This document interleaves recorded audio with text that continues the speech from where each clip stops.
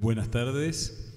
Es un gusto, como siempre, estar aquí en la mesa de estas reuniones que nos ayudan a pensar la historia desde perspectivas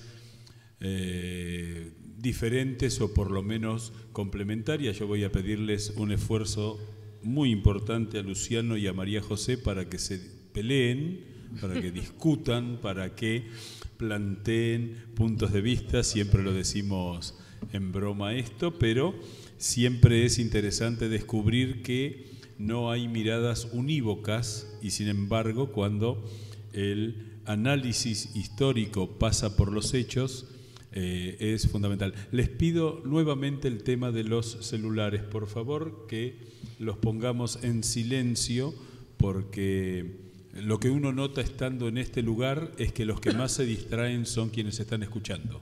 Uno puede sobrellevarlo, pero vamos a tratar de hacerlo así. La dinámica es bastante sencilla. Las preguntas las pueden ustedes escribir en los papeles que les han entregado al ingresar y se las acercan levantando la mano. Algunos, está Ignacio, y algunas de las chicas que siempre acompañan aquí, para que nos sean remitidas las preguntas aquí, que serán contestadas posteriormente a la dinámica de la charla, que son 2 exposiciones de 20 minutos a cargo de María José y de Luciano, luego una suerte de digamos, respuesta a algún aspecto que haya quedado digamos, en discusión o en aclaración, y finalmente a partir de esa hora en la cual los disertantes nos van a ilustrar sobre este tiempo, que yo quisiera, complementando lo que dijo Eduardo Zimmerman, decir que es un tiempo que se estudia poco y se divulga menos. Sobre todo a partir del 30 ha sido muy eficaz el eslogan de la década infame, con lo cual se lo salta y se lo estudia poco, bastante más por supuesto en el mundo académico que en el mundo de la divulgación o el mundo de la discusión cotidiana. Así que vamos a entrar directamente en un periodo apasionante de la historia argentina. Algo puede ser apasionante aunque no sea bueno, o aunque uno tenga una apreciación negativa de alguno de los hechos. Así que ahora viene la primera disputa de la tarde, que es ¿quién comienza? Ustedes determinarán.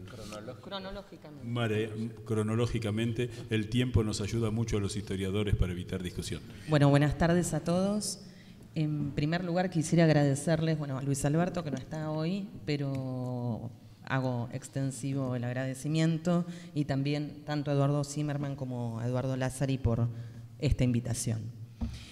Bueno, como han anunciado ambos, me voy a detener fundamentalmente en la elección de 1928, tratando de plantear algunas características generales, en primer lugar, que tienen que ver con la convocatoria de este ciclo, que es el de elecciones decisivas, considerando el porqué de ese carácter decisivo de esa elección del 28, tradicionalmente conocida con el nombre del plebiscito. Y en segundo lugar, me voy a detener fundamentalmente en algunos rasgos de la campaña electoral de 1928, sobre todo en la ciudad de Buenos Aires, que es el ámbito que yo específicamente he trabajado en relación a ese punto. En primer lugar, ¿por qué esta es una elección decisiva? Uno podría partir del análisis de los números, de lo primero que dice una elección, considerando que sobre un padrón de 1.800.000 votantes aproximadamente, votó cerca del 80% del electorado habilitado a tal fin, que ese número es muy significativo, sobre todo por las críticas que existía acerca de la participación electoral en los años precedentes, que el radicalismo personalista que lleva la candidatura de Irigoyen a la primera magistratura del país gana en todo el territorio prácticamente, que obtiene el 61% de los votos, y que en la ciudad de Buenos Aires, por ejemplo, obtiene la mayoría en todas las secciones electorales y alcanza el 54%, 54,5% de los votos,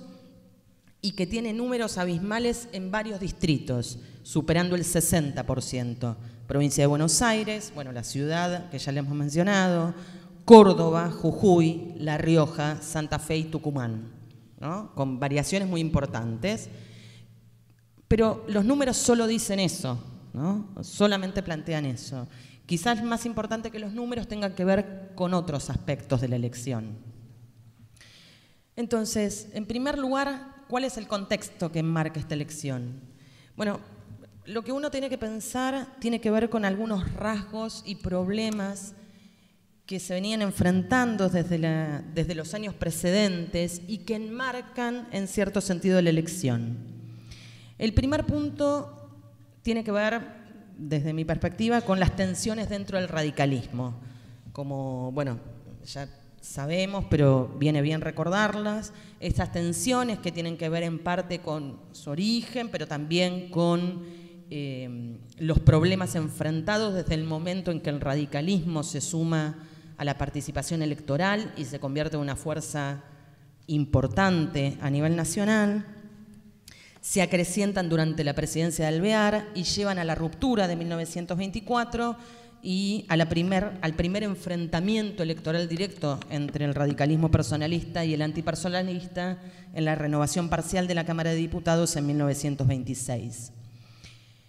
El radicalismo enfrenta entonces este conjunto de tensiones, también lo enfrentan otras fuerzas políticas. Podemos también hacer mención a la división en esos años del Partido Socialista, específicamente la división de 1927, pero también estos conflictos entre partidos, dentro del radicalismo en particular, cruzan las tensiones con las tensiones institucionales.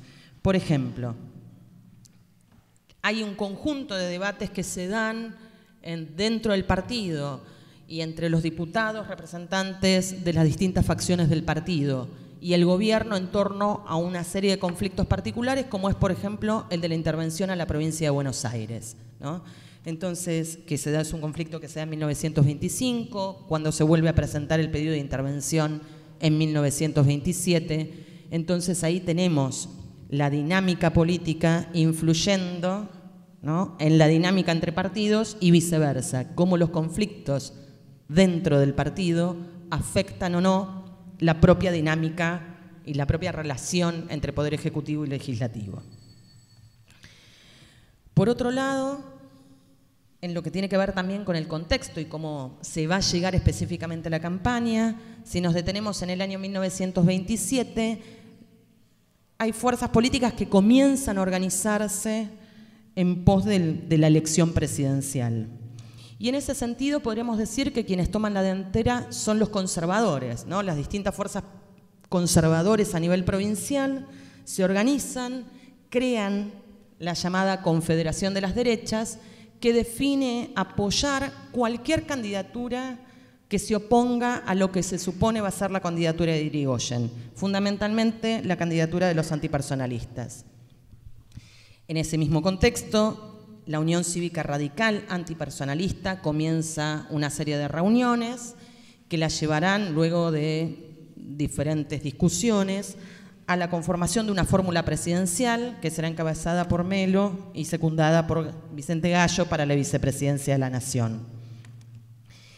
Este escenario permite la conformación, ya para 1927, de lo que será conocido con el nombre del Frente Único, es decir, esta asociación entre conservadores y radicales antipersonalistas que tendrá como fórmula principal aquella de Melo Gallo. Por su parte, ¿qué pasa con otros partidos? Por ejemplo, el Partido Socialista. El Partido Socialista termina definiendo sus candidaturas, como lo hacía habitualmente, a través de los mecanismos internos de elección de autoridades y como lo definían sus estatutos. Y esa elección se da en un contexto también particular, como mencioné anteriormente, la ruptura del partido, con la ruptura de agosto de 1927 genera tensiones dentro del partido y un resquebrajamiento de sus estructuras, sobre todo en la ciudad de Buenos Aires, y además la elección de autoridades y la posterior campaña electoral va a estar signada por la muerte de su principal líder, que es Juan B. Justo, en enero de 1928. Entonces, ahí tenemos a ese otro actor también significativo.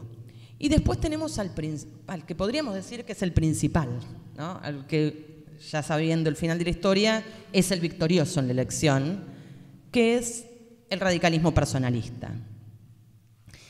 Y una situación muy particular, que es la del radicalismo personalista, no termina definiendo sus candidaturas sino hasta semanas antes a la elección presidencial. Prácticamente entre 10 y 15 días antes, ¿no? La elección es en el 1 de abril de 1928, las candidaturas se definen mediados de marzo, ¿no? Obviamente se aclama por unanimidad la candidatura presidencial de Irigoyen. Pero lo sintomático es que toda la campaña, y cuando uno lee la prensa, tanto la prensa nacional como la prensa partidaria, todo gira desde mediados del año anterior en torno a la figura de Irigoyen. Es decir, todo el debate público gira en torno a si Irigoyen volverá o no a ser el candidato a la presidencia de la nación, volverá o no a tener un segundo mandato. Entonces, esto es lo que nos permite pensar algunos aspectos vinculados a la práctica electoral, es decir, a la campaña electoral específicamente. Voy a primero mencionar algunos rasgos de las campañas, ¿sí? Y luego, pensando fundamentalmente en términos de las prácticas, y luego pensar algunas cuestiones vinculadas a los discursos y qué dicen esos discursos sobre la política argentina y sobre el funcionamiento de la política argentina de entreguerras y de fines de los años 20 específicamente.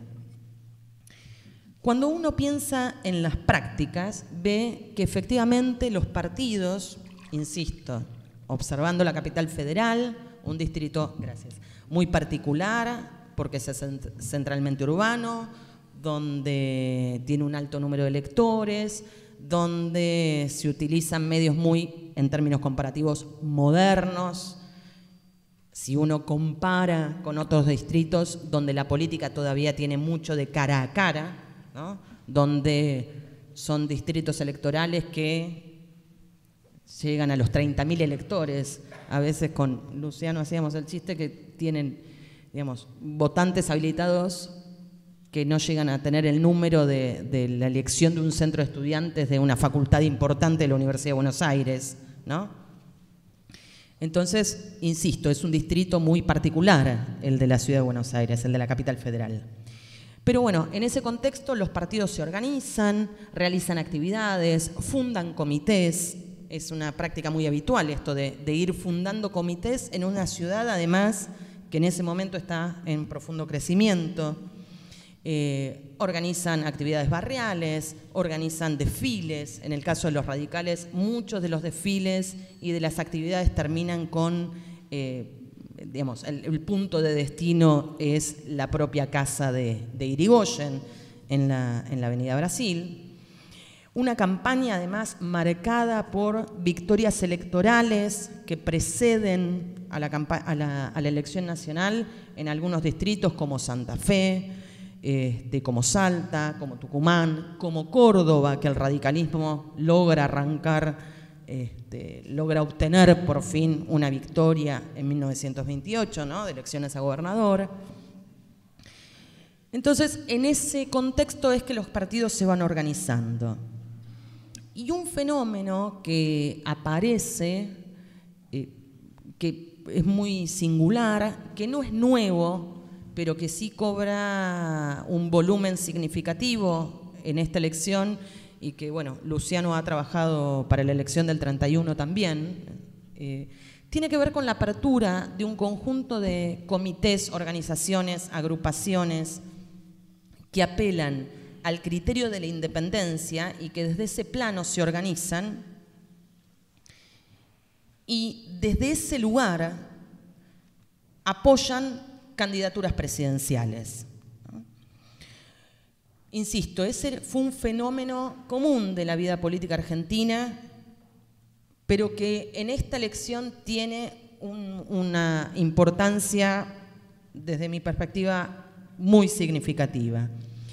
Hay de estos comités independientes, por ejemplo, hay algunos que tienen, digamos, que se organizan en función de su origen nacional, la agrupación de sirio-libaneses, pro candidatura de Hipólito Yrigoyen, otros en función de criterios intelectuales, el Comité de Artistas y Literatos o el Comité de Intelectuales Jóvenes, ¿no?, que reunía a intelectuales renombrados, algunos de ellos miembros de la revista Martín Fierro, o, por ejemplo, en función de la actividad económica, ¿no?, la Asociación Patriótica del Comercio y de la Industria, o en función de oficios, el Comité Independiente de Volante y Afines, o en función de criterios religiosos, el Comité de Jóvenes Católicos, o incluso en función de criterios de género, ¿no?, para estar a tono con los tiempos que corren,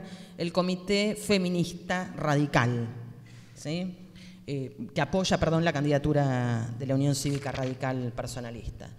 Pero también están los comités, en ese sentido, que se reúnen en torno a las candidaturas de Melo Gallo, ¿no?, el Comité Independiente también de la Banca, el Comercio, la Producción y el Trabajo, y otros comités llamados Comités Independientes 1 de Abril, o Comités Metropolitano de la Juventud, o Agrupación Cívica Independiente, y que muestran la existencia de una forma de hacer política que está por fuera de los partidos o incluso vinculados a ellos.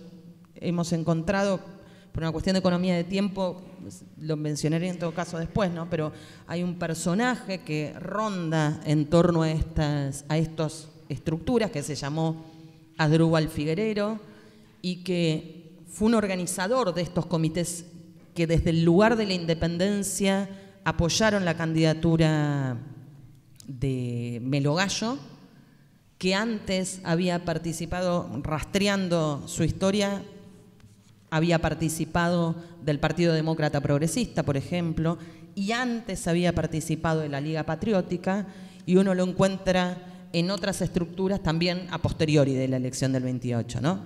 Entonces, lo interesante y lo lindo de figuras como la de Figuerero es que existen otras formas de pensar la participación política que exceden a los partidos y que se vinculan con ellas, ¿sí? Ahora, ¿qué pasa desde el discurso con esta elección? Que es quizás uno de los rasgos más importantes, porque de las campañas electorales, de las formas que tienen que ver con las prácticas, más o menos no hay mayores variaciones. El primer punto que uno puede señalar es que toda campaña electoral supone una mirada sobre uno mismo, ¿no? Digamos, cuando los partidos brindan sus discursos, ya sea discursos de campaña, ya sea imágenes que quieren transmitir, etcétera, están hablando sobre sí mismos y los valores que representan, sobre los otros, sobre sus contrincantes y sobre aquella sociedad que dicen representar. Todo eso está en juego. Entonces, acá me voy a detener fundamentalmente en la mirada de los radicales personalistas, ¿no?, que me parece que es clave a la hora de entender cómo se piensa la política, cómo se piensa la sociedad, cómo se piensa la cultura política en este tiempo.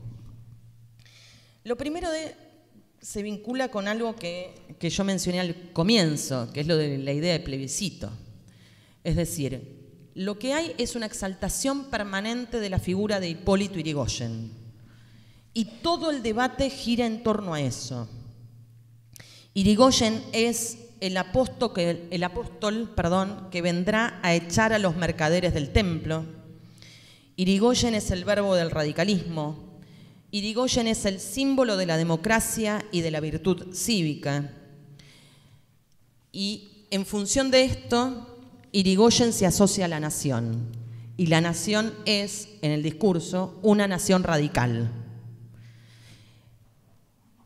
Mientras esa exaltación es la que se presenta, ¿no?, es la de la lucha de la causa, ¿no?, es la de la lucha de la causa, es la de la lucha de la causa ¿contra quién? Bueno, contra aquello que se enfrenta, que concentra un conjunto de valores negativos, ¿no? Mientras la virtud cívica está asociada al radicalismo y a Irigoyen, sus contrincantes son caracterizados como el régimen, los réprobos, los traidores, y en eso se reúne a todo el conjunto, ¿no? Antipersonalistas fundamentalmente, pero conservadores también. Entonces, la democracia es solo posible con la vuelta de Irigoyen, ¿sí? Solamente se la entiende como posible con la vuelta de Irigoyen. Entonces, esta elección, este plebiscito de Irigoyen, tiende a confirmar algo que estaba presente en la política argentina, pero que en 1928 lo vuelve a poner de manifiesto, que es la idea de la unanimidad, ¿sí?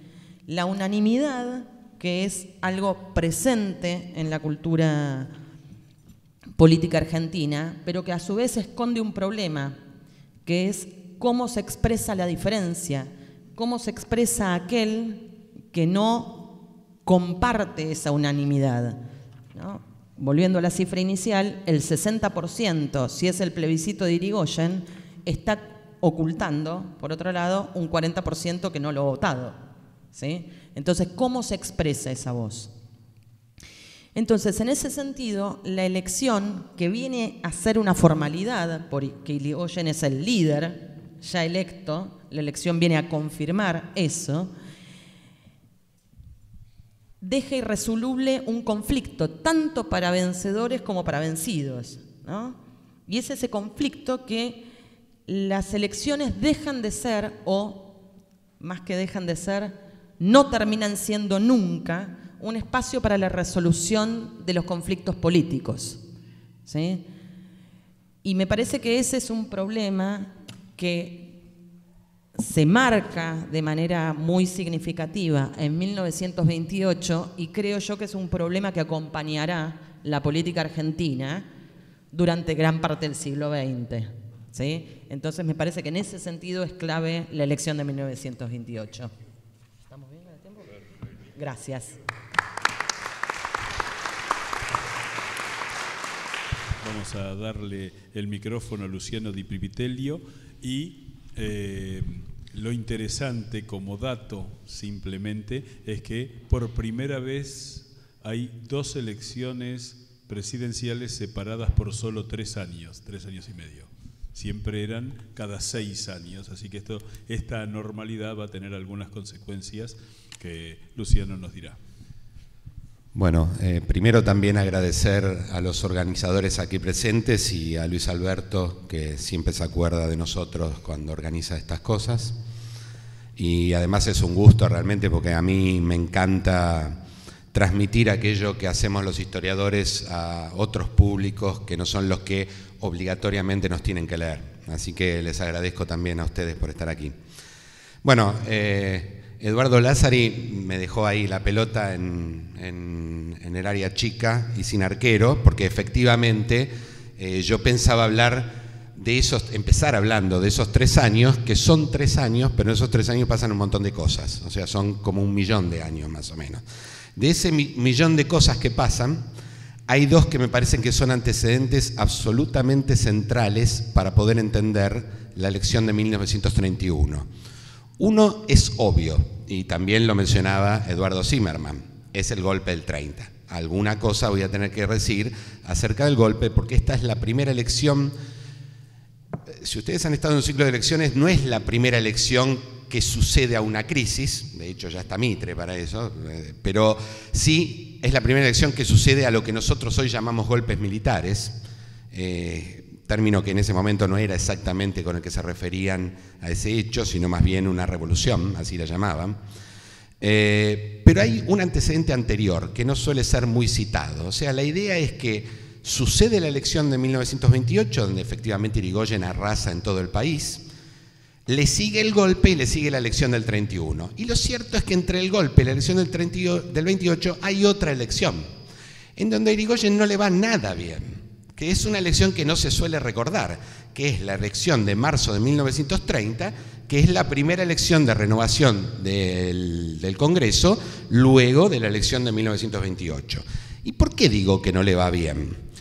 Primero, porque es una elección que ya demuestra algo que anticipó María José y que eventualmente, cuando venga la segunda parte, yo quiero hablar un poco más, que es la dificultad que encontraba la comunidad política argentina para convertir a las elecciones en un espacio, en un terreno de disputa donde las reglas del juego son aceptadas por todos los actores. La elección de marzo de 1930 es probablemente la más violenta que hay desde que se produjo la reforma de 1912. Y cuando digo violenta, digo violenta. Tiros, gente muerta, votaciones en grupos que son paradas por otros grupos también a los tiros. Esto sucede en varias provincias de la Argentina. Pero sobre todo algo que se recuerda mucho menos, algo que se recuerda un poco menos, que es que yo tengo una idea de otras elecciones anteriores, que es que la idea de que el radicalismo ganaba siempre con las mejores artes las elecciones es una idea un poco rebuscada, ¿no? El radicalismo sabía jugar muchos juegos, incluso algunos juegos que no eran precisamente totalmente legales para ganar elecciones. Pero el punto es que en la elección de 1930 hay sin duda dos provincias donde el radicalismo hace fraude abierto, quiero decir, da vuelta a resultados electorales. Esas dos provincias son San Juan y Mendoza, donde no había chance que el radicalismo personalista ganara.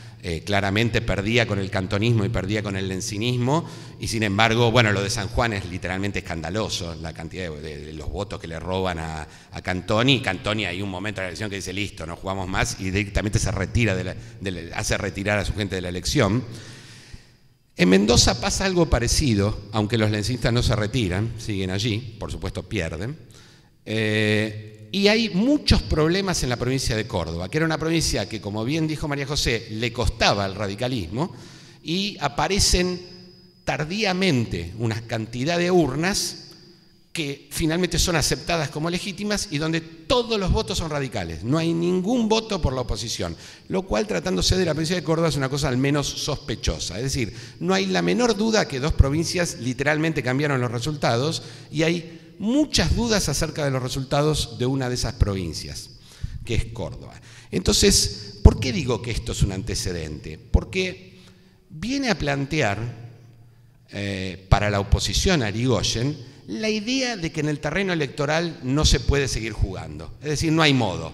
O perdemos con artes más o menos legítimas, como es 1928, que por cierto ya provoca que la oposición diga algo malo está pasando aquí, y la de 1930, donde literalmente pueden decir hay lugares donde el presidente directamente decidió hacer fraude. Eso es el antecedente del golpe. Es decir, ambas cosas son el antecedente del golpe. El antecedente del golpe es la victoria de Irigoyen en el 28, pero también las dificultades de 1930.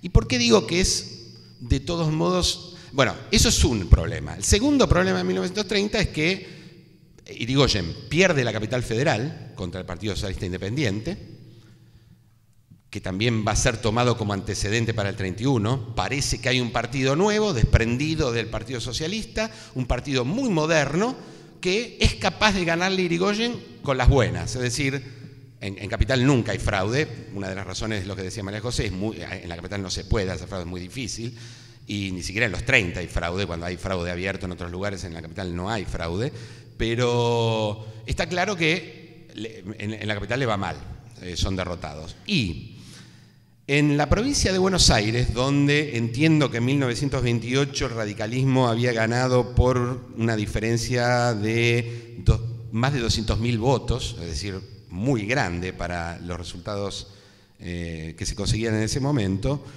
No, más de 200.000 votos no, pero bueno, yo el número acá no lo tomé, pero son casi 100 y algo de mil de votos de diferencia. En la elección del 30 gana por apenas 20.000. Eso va a explicar por qué después el Partido Conservador hace elecciones en abril de 1931 y no hacen fraude. Dan por hecho que la provincia de Buenos Aires la ganan. Ya está. En el 30 casi le ganamos a Irigoyen y en el 31 ganamos seguro, porque además tenemos el gobierno, lo que fuera. Eventualmente explico por qué no ganan. Pero quiero decir, ese es el distrito de Irigoyen, no es cualquier distrito de la provincia de Buenos Aires. Es decir, el resultado en la opinión pública de las elecciones del 30 no es muy favorable a Irigoyen. Aparece la idea de que está retrocediendo en todos lados, de que en algunos lugares de la violencia, de que todo el mundo hace responsable al presidente, sin que esto sea cierto, porque es cierto que los radicales tiraban, pero también que los conservadores tiraban, es tan cierto como que los radicales tiraban, era casi, podemos decirlo, una regla de juego eso. Pero lo cierto es que esta idea en la opinión no se convierte en banca, porque el sistema electoral es un sistema muy rígido, no es un sistema representativo. El sistema electoral es un sistema de mayoría y minoría, se llama, donde 2/3 va al que saca más votos y 1/3 al que le sigue. Por tanto, gane uno por 20.000 votos o gane uno por 120.000 votos, la cantidad de diputados que se lleva es la misma. Con lo cual, la idea general en el 30 es que Irigoyen está perdiendo, pero lo cierto es que Irigoyen aumenta su número de legisladores. Y eso genera más crisis todavía, porque un presidente cada vez más desprestigiado en la opinión, de todos modos tiene cada vez más legisladores. Y eso es sin duda uno de los grandes antecedentes del golpe. No es el único, por cierto, pero es uno de ellos. El segundo punto es el golpe en sí mismo. Yo no puedo explicar el golpe, digamos. El golpe tiene 1000 aristas diferentes, voy a decir dos cosas que a mí me parecen muy importantes. Hoy acostumbramos a decir, a los golpes ya los llamamos cívico-militares, no los llamamos solos militares. Bueno, si algún golpe merece esa concepción es el del 6 de septiembre de 1930, que como bien dijo uno de sus testigos más lúcidos, por cierto, escribe una de las memorias más interesantes que yo haya leído del golpe del 30, que se llama Juan Domingo Perón, y que en ese momento era capitán. Fue un fracaso total en el ámbito militar, absoluto. Prácticamente los militares no se levantaron. El golpe se dio con cadetes del colegio militar, chicos de 16 años, que como a mí me gusta decir, los paraban con los bomberos, ni siquiera la policía. La pregunta es por qué nadie los paró. Y aquí viene el segundo problema.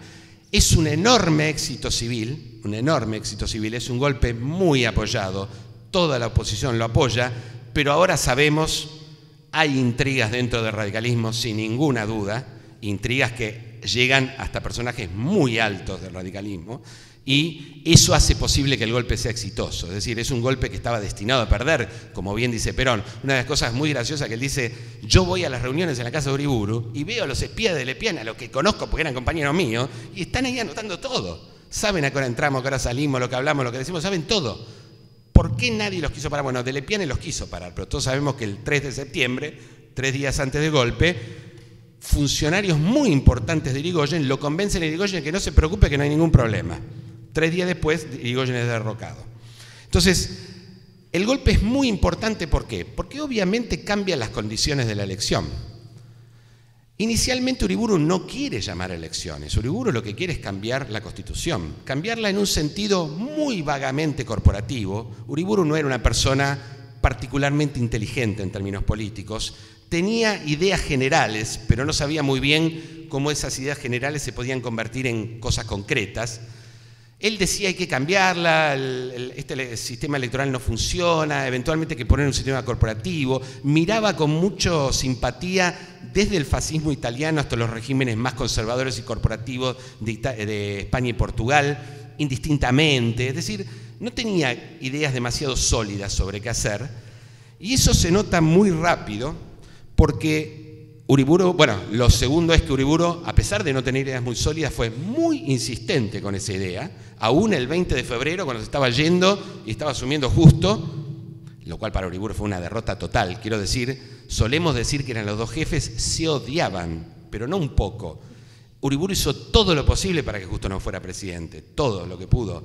No le salió porque así como Uriburu no era una persona particularmente inteligente, Justo era una persona no solo muy inteligente, sino muy difícil. Sabía cómo moverse todo el tiempo y no tenía el menor escrúpulo en hacer lo que fuera para lograr sus objetivos. O sea, son dos personalidades, una muy adecuada para la acción política y la otra claramente no. Muy rápidamente, entonces quiero decir, aún en ese momento Uriburu le da el proyecto. Y todos sabemos lo que hace Justo, lo agarra y lo tira a la basura, ¿no? Pero insiste en el momento de asunción con la reforma constitucional, cuando ya toda la idea de Uriburu está totalmente fracasada.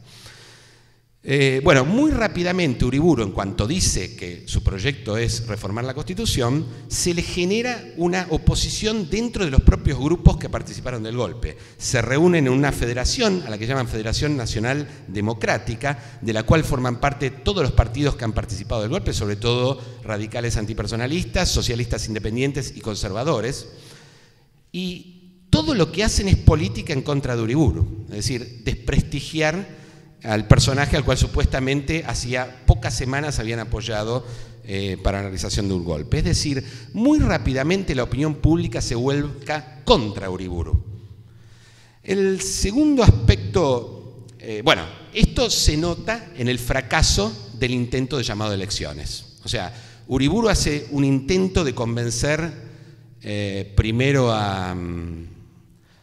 Esto es otra de esas escenas que me hubiera gustado estar. Lo llama a don Lisandro de la Torre y le asegura que lo va a apoyar en cualquier candidatura a presidente, porque él veía algo así como una especie de Duce argentino en Lisandro de la Torre, lo cual también habla de su poca perspicacia a la hora de definir personalidades, ¿no? Lisandro de la Torre puede usar muchas cosas, pero no se parece en nada a esos líderes carismáticos propios que en el mundo daban vuelta en ese momento, y que aquí...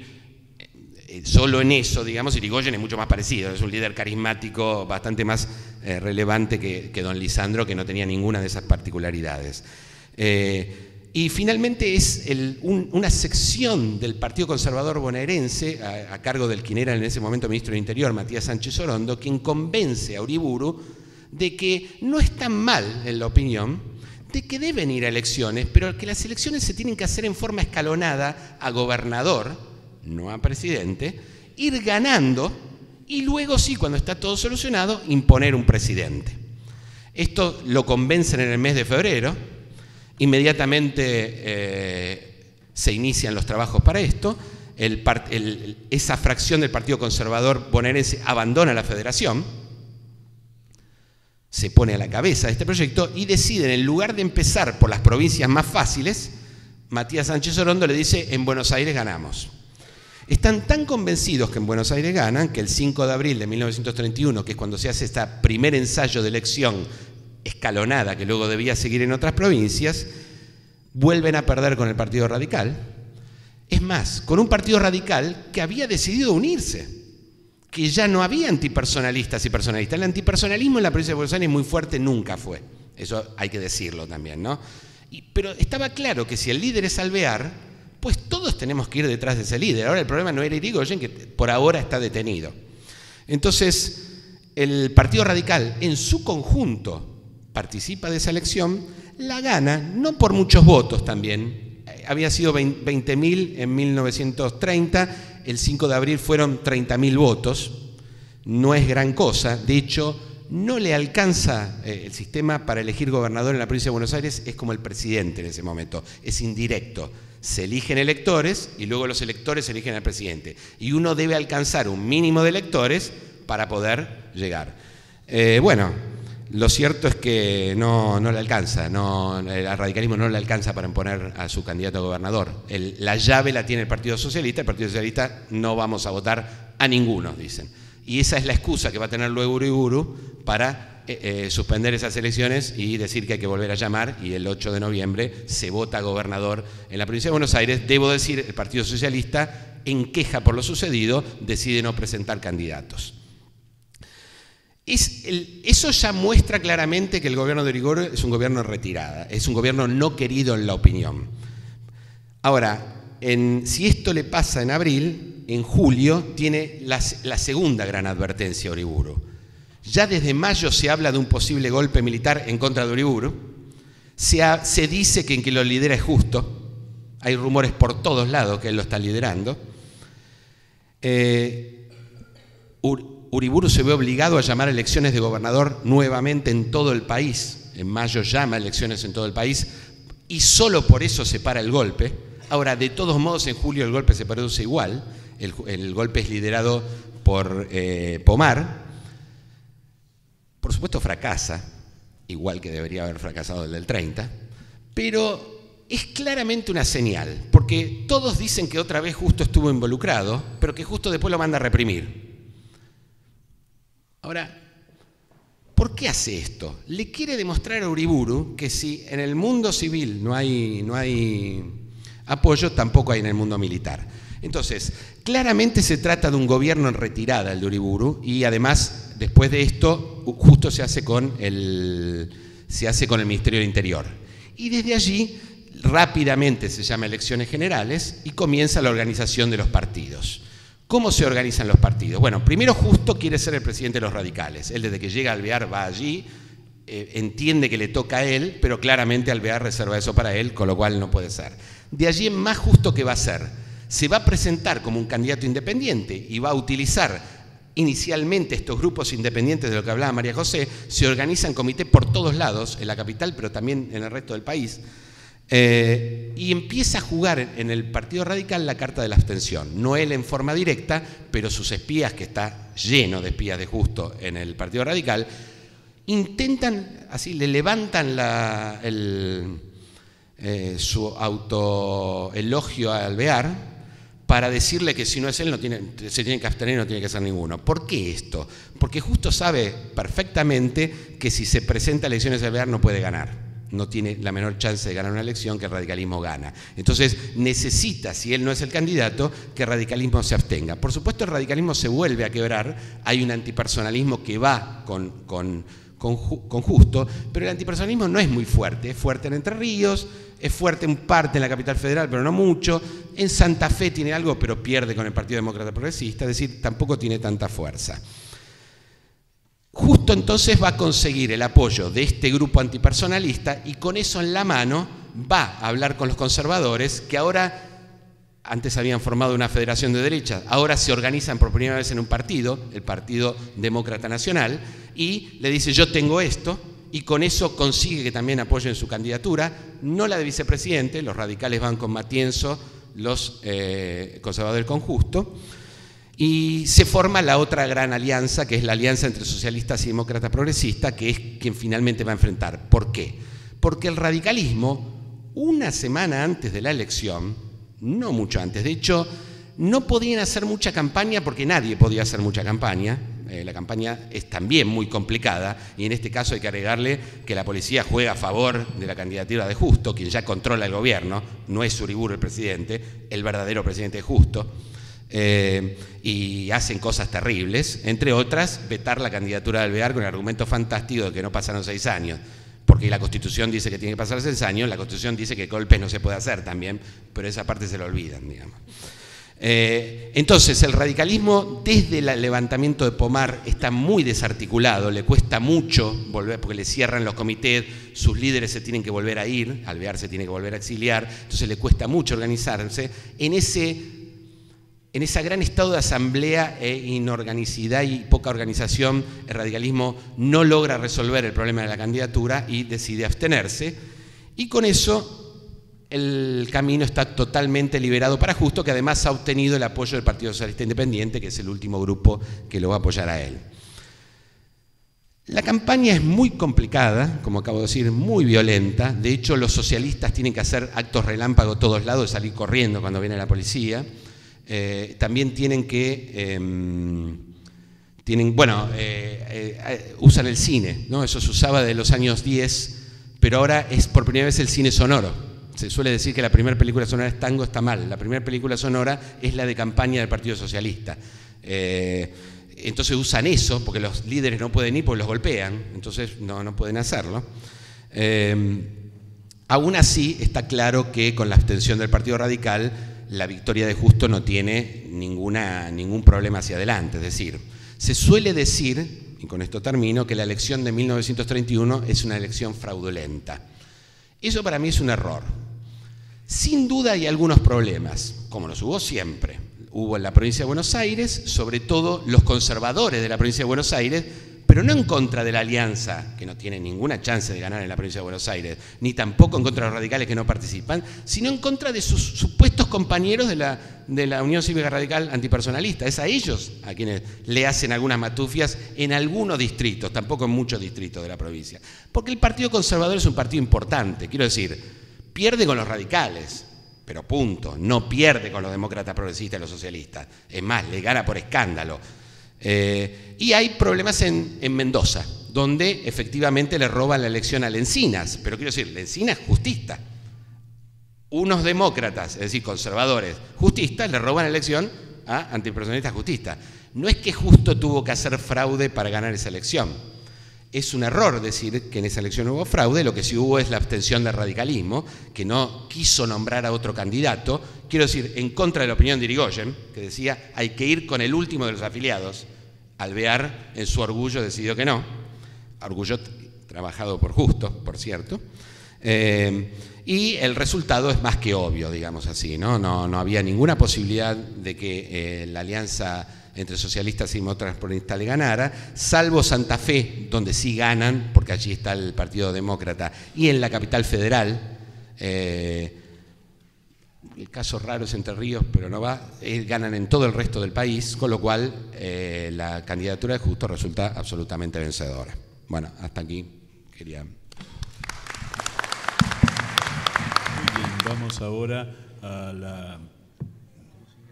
la reconvención de los temas tratados antes, donde yo quisiera introducir dos temas para aclarar.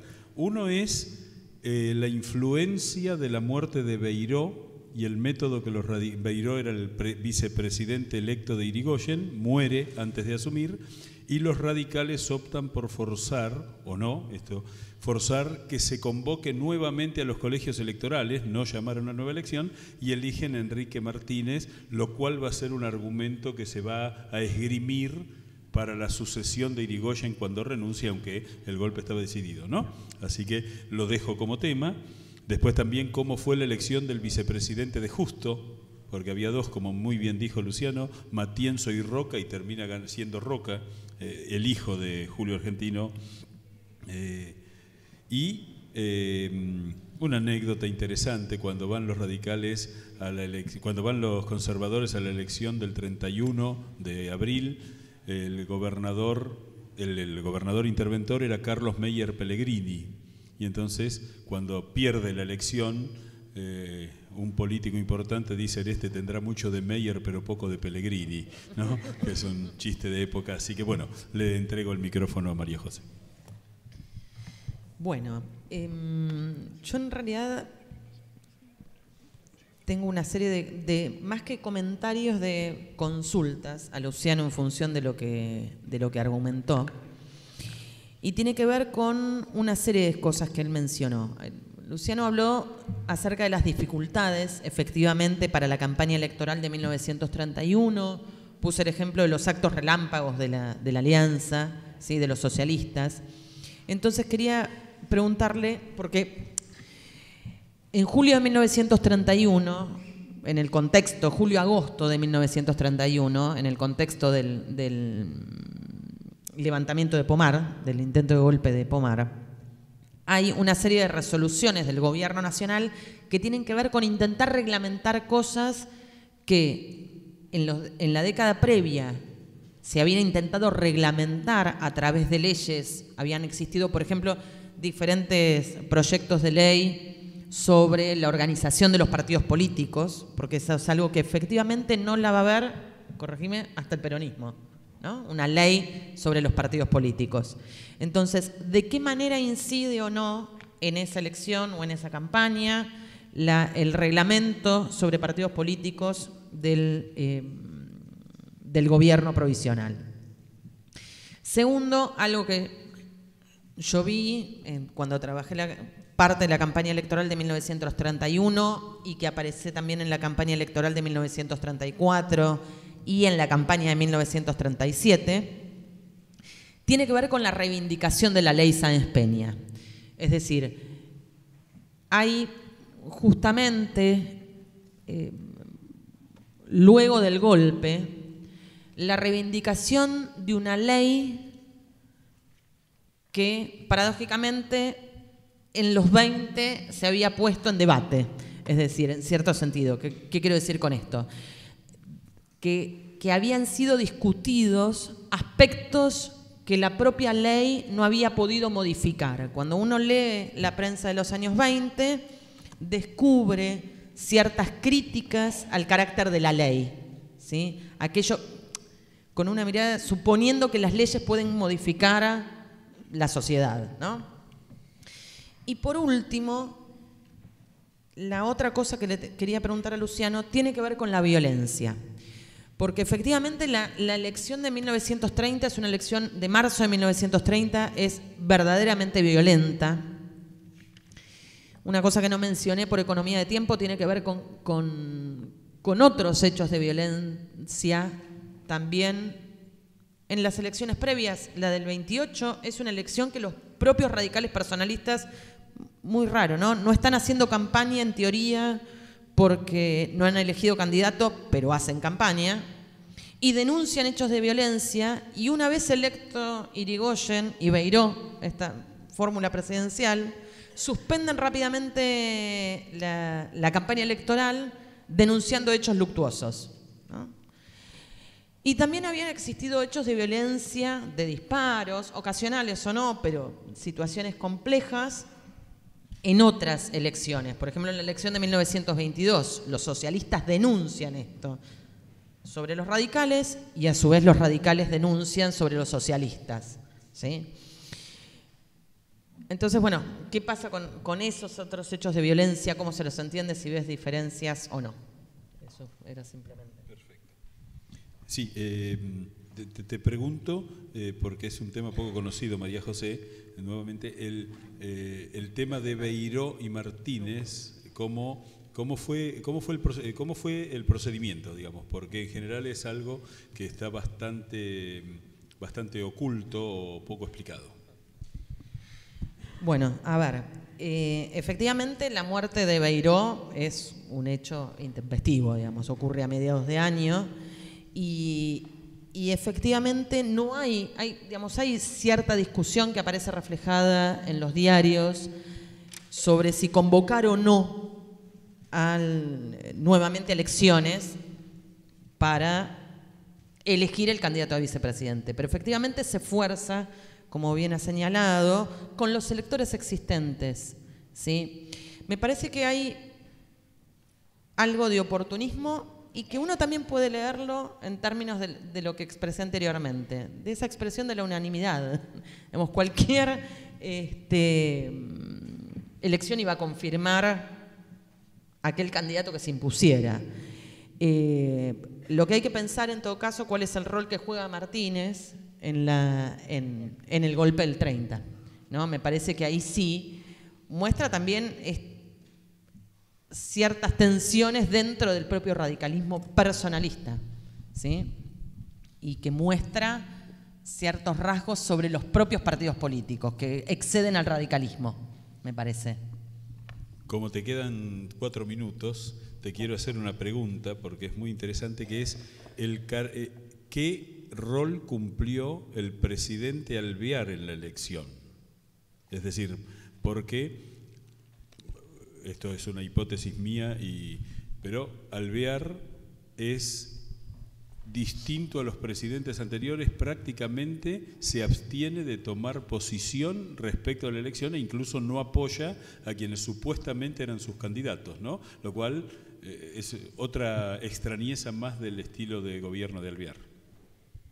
Sí, en relación a eso yo no sé si tengo una opinión formada. Yo creo que muchas veces no tomar una posición es justamente tomar una posición. Pero eso es una mirada absolutamente personal. Y efectivamente Alvear no se ha jugado antes, es decir, no se ha jugado con el proyecto de intervención a la provincia de Buenos Aires en el 25, no se ha jugado, que le ha resultado en la renuncia de su ministro del Interior, no se ha jugado en el proyecto de intervención nuevamente a la provincia de Buenos Aires en 1927, y luego cuando se produce la elección, digamos, cuando se definen las candidaturas tampoco se juega, cuando hay algunos que están esperando eso, ¿no? El apoyo explícito. Creo que en cierto sentido tiene que ver con cierto vínculo. Bueno, acá veo un ejemplar, ¿no? Leandro Lozada lo ha trabajado, ¿no? El vínculo personal entre Irigoyen iba a decir Perón, perdón, y Alvear, un fallido, entre Irigoyen y Alvear, y la influencia que ese vínculo haya o no podido tener en esa falta de una toma de decisión. Me parece que hay algo de eso.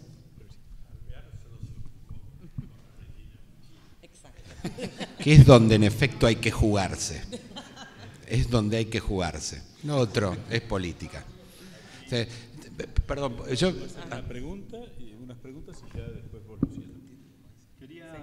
Quería aprovechar para hacerle una pregunta a cada uno, usando dos pinturas de otro observador muy astuto de esos años, que es Roberto Arlt.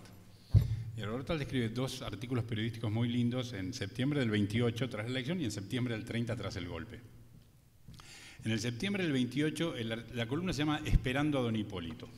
La deben conocer seguramente, es lindísima, y dice más o menos, parafraseando, todo el mundo espera a Don Hipólito, lo esperan con más impaciencia que al Mesías. Lo esperan, y inventa una palabra, los presupuestívoros de todo el país. La gente que está esperando caer sobre el presupuesto nacional está esperando que llegue Don Hipólito. Lo espera la viuda, lo espera el huérfano, lo espera el tipo que tiene una industria que quiere ser protegido, etcétera, etcétera. Entonces, le quería preguntar a María José un poco esa idea, porque me parece que ella señaló muy bien algunos rasgos del discurso en torno a la figura de Irigoyen, el mesianismo, la unanimidad. También está otra idea que iba a cobrar mucha fuerza en los años siguientes. Irigoyen encarnaba la distorsión de la administración pública sana. Era el tipo que había venido a expandir la administración pública de manera descontrolada, con fines partidistas. Era el hombre que servía a los intereses de los presupuestívoros, como dice Arlt. Entonces quería ver si podías decir un poco sobre ese otro lado de la imagen de Irigoyen. La otra columna, la de septiembre del 30, el 8 de septiembre, 2 días después del golpe, refleja muy bien lo que señaló Luciano, el clima festivo de la revolución. Arlt dice, esto era una fiesta. Las muchachas aplaudían, la gente subía a las terrazas, tiraban flores y decían, entre comillas, para mirar la revolución. Los aviones circulaban por el cielo y la gente, termina diciendo alguna, se miraban unos a otros como diciendo, ahora nosotros tenemos nuestra revolución. Entonces, eso por un lado refleja lo que vos marcabas muy bien, ese clima festivo, cívico, que acompañó a los cadetes del colegio militar a hacer la revolución, pero quería ver si podías aprovechar eso para señalar o para hablar un poquito más sobre la cultura política conservadora. También hemos hablado un poquito de cómo los radicales salían a participar en las calles. Vos trabajaste muy bien los años 30 y esa idea de vecinos y ciudadanos y de qué manera hay una cultura política conservadora también en torno a estos hechos políticos. La gente que sale a la calle y se mira y dice, nosotros también tenemos nuestra revolución, pero que después en las elecciones siguientes juega de una manera particular las elecciones y la participación política. Son las dos. Muy bien. Bueno, primero sobre lo de María José. Yo creo que por razones de tiempo solamente, es imposible que me pelee con ella, trabajamos juntas hace 1000 años, no hay modo que no peleemos. Ustedes tienen que invitar a otra persona si quieren que tengamos visiones distintas, es un problema.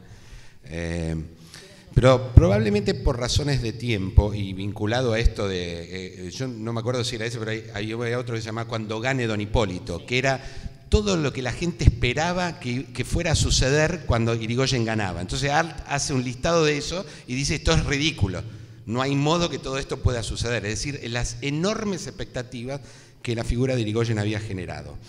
Vinculado esto con dos problemas que mencionó María José que me parecen súper importantes. El primero de ellos, bueno, hoy salió una nota en Clarín, creo que es hoy, de Lori Sanata, donde Lori Sanata dice que las elecciones en Argentina son como pequeñas guerras civiles. Eso es lo que acaba de decir María José en su final. ¿Por qué dice que son guerras civiles? Porque no son elecciones donde todos aceptemos las reglas de juegos comunes y entendamos que un día gana uno, un día gana otro y eventualmente. Esto no es un problema de la Argentina de ahora. Este es un problema que, al menos en los periodos que yo estudio, existe desde al menos 1912. Probablemente alguien que sepa de antes me podrá decir también de antes, porque pero yo quiero hablar del momento que yo conozco. Ahora, Irigoyen es una personalidad, él decía, ¿por qué Irigoyen produce esto? Y poco decía, bueno, esto es el discurso. No es el discurso, es un poco más importante que el discurso. Irigoyen tiene una visión de sí mismo que es absolutamente mesiánica. Irigoyen cree que es Cristo en la tierra, pero quiero decir, no es un chiste, lo escribe en serio. Ya que está, paso un aviso. yo además del cargo que tiene, yo soy director del Museo de la Casa Rosada y hace 3 años encontramos un libro de Irigoyen. Está por salir en Eudeva. Y a mí me tocó hacer el prólogo. Y yo francamente no puedo creer lo que escribe. Eso, ya entendemos que es de él. Lo que dice de él mismo. Y yo me lo imagino a Alvear, porque también tenemos escritos de Alvear. Alvear cree esa imagen de Irigoyen. Cuando le escribe las cartas desde Francia, cuando están tratando el tema por el Tratado de Versalles, la manera en que Alvear se refiere a Irigoyen es prácticamente la de un creyente musulmán hablando en una ayatola. Maestro en su insondable sabiduría. Digo, no parece el modo en que un sistema democrático que creemos compuesto por individuos racionales se dirige a un líder. Y yo no descartaría ese aspecto de Irigoyen, es decir, la capacidad de convencer a la gente de que él es esa persona.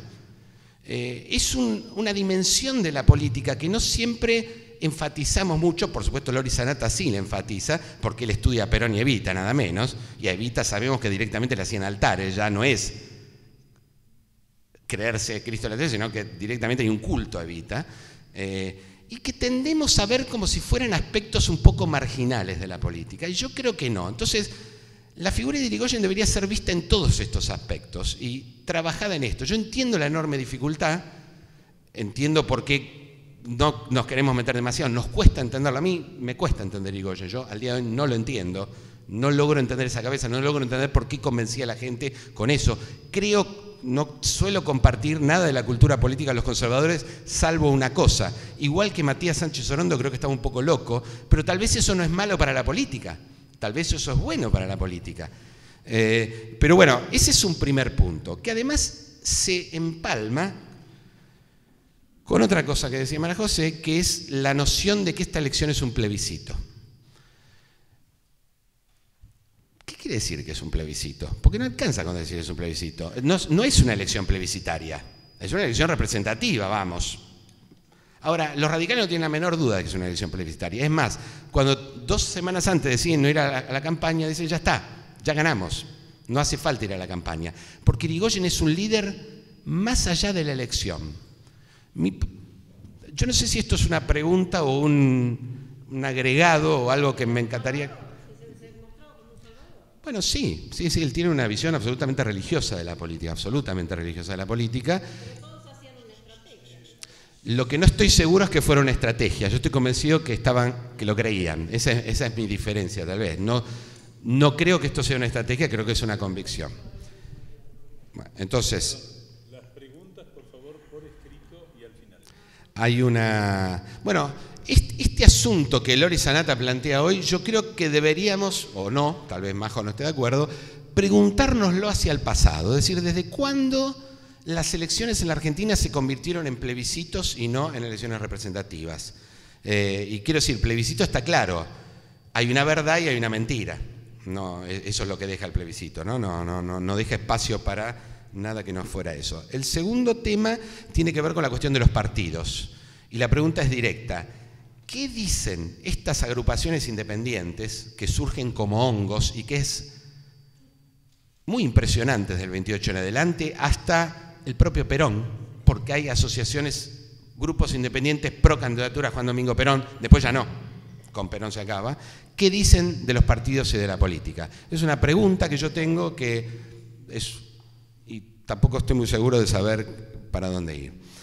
Sobre las cosas que me preguntaron a mí. Lo del vicepresidente Martínez es una gran desgracia que le pasó a Irigoyen, ¿no? Porque yo no tengo la menor duda de que Martínez estaba involucrado en el golpe. Que es más, cuando llega Uriburu, él daba por hecho que el presidente iba a ser él, Martínez iba a ser el presidente, y está a los gritos, me traicionaron, ¿no? Y así se va de la Casa Rosada.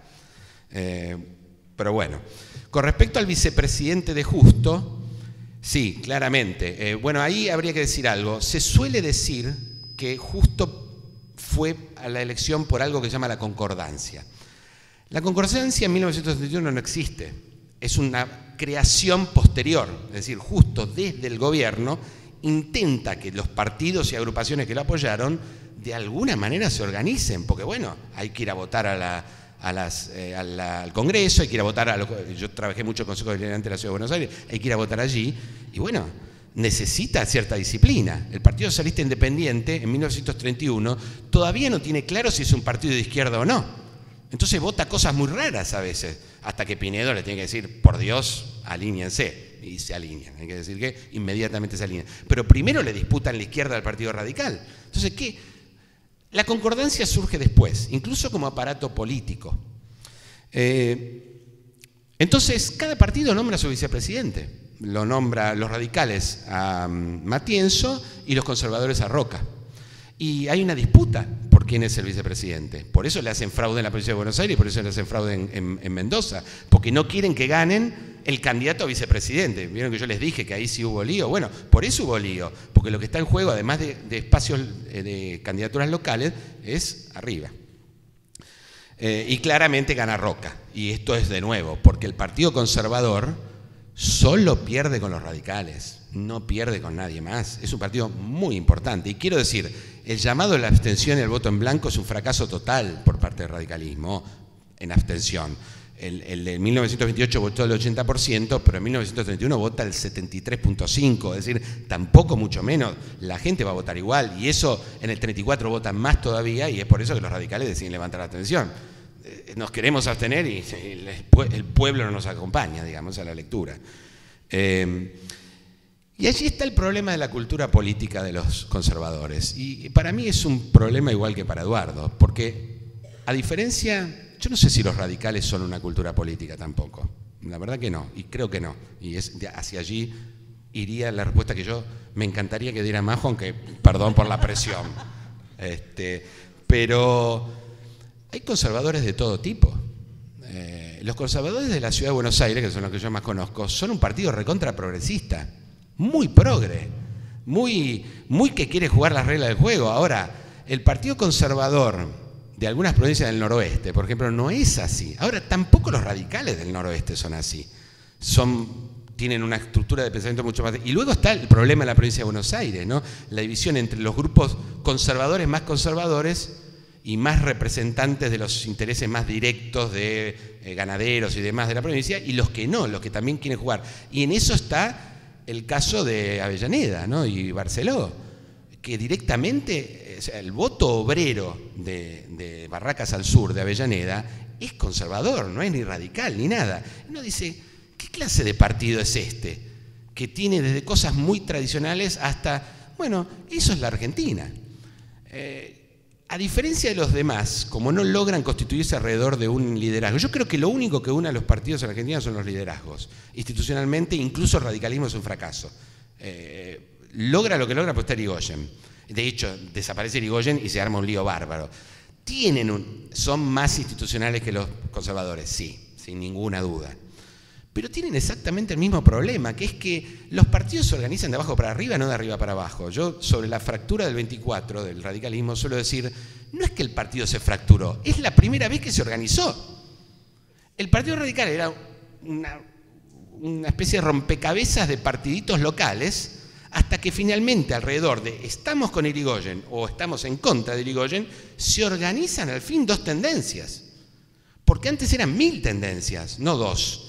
Entonces, yo miro al revés el mundo político y la verdad que no te lo puedo responder, porque no lo sé. Yo sé de los conservadores de la provincia de Buenos Aires, que son increíblemente progresistas, digamos, pero estoy convencido que otros no, y que funcionan de esa manera, confían en el colegio electoral, por ejemplo. Todo el tiempo confían en el colegio electoral, juegan todas sus cartas al colegio electoral, no a la elección, sino a qué pasa después de la elección. Que todavía algunos creen que es un juego que se puede jugar. Bueno, sobre el reglamento electoral, creo que para lo único que sirve es para vetarle las candidaturas a los radicales, claramente, para eso lo hacen. Le vetan todas las candidaturas, no solo al Alvear, sino dicen cualquiera que haya estado comprometido con el irigoyenismo, fue. Y finalmente, sobre la ley Sáenz Peña y la violencia, yo tengo 2 o 3 ideas que creo que son sólidas, ¿no? No sé si son correctas, pero son sólidas. La primera es que la ley es una apuesta. Las leyes no son la realidad, empecemos por ahí, no hace falta que lo explique, ¿no?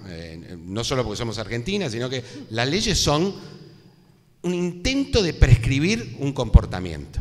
Las elecciones que siguen a 1912, todas, no son como dice la ley. De ninguna manera son así. Son bastante más complicadas y violentas de lo que la ley le gustaría creer. Y yo acabo de dar algunos ejemplos de lo que hacen los radicales, pero hacen muchas otras cosas. De hecho, en segundo lugar, hay cosas no resueltas, algunas para nosotros sorprendentes. Por ejemplo, los empleados públicos. La idea de que los empleados públicos no deben votar y que tiene que ver con lo de la empleomanía que dice él, ¿no? La idea de que el empleado público debe ser neutral y que, por tanto, al aceptar uno un empleo público, pues entonces debe abstenerse de hacer política en cualquiera de sus formas, incluyendo la votación. Eso se discute cuando asume Alvear. Nunca se aprueba, por cierto, pero quiero decir, se discute como un hecho, como si tuviera que ser así. Es decir, que hay un montón de cosas sobre las elecciones que no están dadas, que no están resueltas. Bueno, en los 20 hay mucho corporativismo, ¿no? Ella lo mencionó, grupos que se organizan según su acción y que dicen que la manera de representar al pueblo argentino no es con números, con aritmética, como hacemos hasta ahora, sino que debería haber corporaciones. Y eso también hay. Es decir, es un momento donde entre las cosas no resueltas y las nuevas no hay tanto acuerdo sobre cómo tiene que ser. Pasa al revés en los 30 y la razón es obvia. Aquellos que se oponen a la política de fraude que Justo implementa a partir de 1935, porque hasta ese año no hay fraude en las elecciones, pero a partir de allí no solo hay, sino que lo organiza directamente el presidente de la Nación. El fraude empieza cuando tiene alguien a quien vencer. En el 34 no hay radicales, ¿a quién le va a hacer fraude? En cambio, a partir del 35 hay alguien a quien ganarle. Son los radicales que han vuelto a la lid política. La elección de 1936, la más fraudulenta de la historia argentina, Justo tiene los nombres de todos los presidentes de mesa de la provincia de Buenos Aires para hacer las cadenas. Digo, así de terrible es lo que pasa. Obviamente, reivindicar la ley es una manera de oponerse a esta política casi oficial, digamos así. Ahora, yo no creo que los que reivindican la ley tengan un enorme amor por la ley. Como cualquier cosa, ahí sí, diría yo más, es un asunto táctico. Se la quiere o no se la quiere según los casos. Justo todo el tiempo habla a favor de la ley Sáenz Peña, todo el tiempo. Se pone a Uriburu y dice la ley Sáenz Peña es buenísima, es genial, hay que seguir con la ley Sáenz Peña. Y después hace lo que hace. Entonces quiero decir, reivindicar o no una ley tiene que ver un poco con la ley en sí, pero también con las coyunturas políticas y qué está haciendo cada uno. Y ya podemos empezar con algunas de las preguntas que tenemos aquí. Un detalle de lo que decía recién del fraude a partir del año 35 es que a pesar de eso los radicales ganan, por ejemplo, Córdoba. Es decir, hay fisuras en el sistema, quizá por falta de atención o vaya uno a saber, pero es curioso. ¿Qué te parece? No creo que sea por fisuras. Hacer fraude no es fácil, no es nada fácil. Es una ingeniería legal y política muy compleja. Y para eso hay que tener apoyo total de aquellos que dominan un distrito. De hecho, Justo para poder hacer bien fraude en el año 37, tiene que cambiar la ley electoral, la modifica en el sentido de que la ley Sáenz Peña, una de las cosas nuevas de la ley Sáenz Peña consiste en que para diputados el que gana ya no se lleva todo, sino que se lleva 2/3 y le dejan a la minoría 1/3. Ahora, ese mismo criterio se reproduce para los colegios electorales. ¿Se entiende? A los colegios electorales que, como en Estados Unidos se llevaba todo el que ganaba, vieron que es así en Estados Unidos, Bush y Trump pierden elección, pero son presidentes. ¿Por qué? Porque el que gana se lleva todo, aunque la pierda por uno. Entonces, cambia eso por el sistema de mayoría y minoría. Cuando Justo empieza a hacer cuentas de dónde gana, dónde pierde, dónde puede hacer fraude o no, descubre que si hay sistema de mayoría y minoría, aún con fraude la elección del 37 está en riesgo. Entonces, ¿qué hace? Vuelve a cambiar la ley diciendo que está bien para diputados que las minorías ingresen, pero al colegio electoral de ninguna manera. Y vuelve a imponer por ley el sistema de mayoría absoluta para la ley. Esa es una. El segundo, crucial, la intervención de la provincia de Santa Fe. Sin la provincia de Santa Fe, los números siguen sin dar. ¿Y qué hace? Bueno, Santa Fe la gana el Partido Demócrata Progresista, yo les dije que es uno de los pocos que ganan. Interviene la provincia y pone a un radical antipersonalista como interventor. ¿Por qué eso le sirve? Le sirve por dos razones. Primero, porque van a hacer fraude en Santa Fe y va a tener todos los votos electorales de la provincia de Santa Fe, que son muchos. Recuerden que es la segunda o tercera provincia, según los casos, con Córdoba. Y por otra parte le permite que el Partido Radical Antipersonalista tenga al menos territorio para poder seguir diciendo que lo suyo es una coalición de partidos, pues si no, su coalición de partidos, que siempre promueve presidentes radicales antipersonalistas, por cierto, sin embargo está basado en los conservadores, entonces no le cierra mucho. Y los conservadores de Córdoba no quieren fraude, no apoyan el fraude, ese es el problema en Córdoba. No es que directamente no están a favor, y por eso ganan los radicales y van a tener la gobernación. No, directamente no están a favor, son muy limpios a la hora de jugar. Pasan esas cosas. Ese es un cálculo que hace Justo, claramente. Dice, Córdoba no sabemos, entonces necesito Santa Fe. La capital la tengo perdida, necesito la provincia de Buenos Aires. ¿Se entiende cómo va contando? Y ese es el cálculo que hace. Es muy sofisticado, hacer fraude es muy difícil, no es fácil. Bien. Bueno, empezando con las preguntas de ustedes, aquí hay dos preguntas que tienen mucho que ver. Es la fractura entre las dos uniones cívicas radicales, los personalistas y los antipersonalistas, ¿solo da vueltas alrededor de la aceptación o no de la figura de Irigoyen como líder o comienza a haber una lectura de crisis ideológica dentro del partido? Y si ahí hay lo que a veces ha quedado consolidado como que hay una derecha y una izquierda, ¿no? Y si eso significaba que había dos proyectos de país que se enfrentaban, el de los personalistas y el de los antipersonalistas, o no es tanto. ¿De acuerdo? Sí. María. Bueno, yo creo que en cierto sentido lo que dice Luciano es así, que más que ruptura de partido, el 24 es ordenamiento.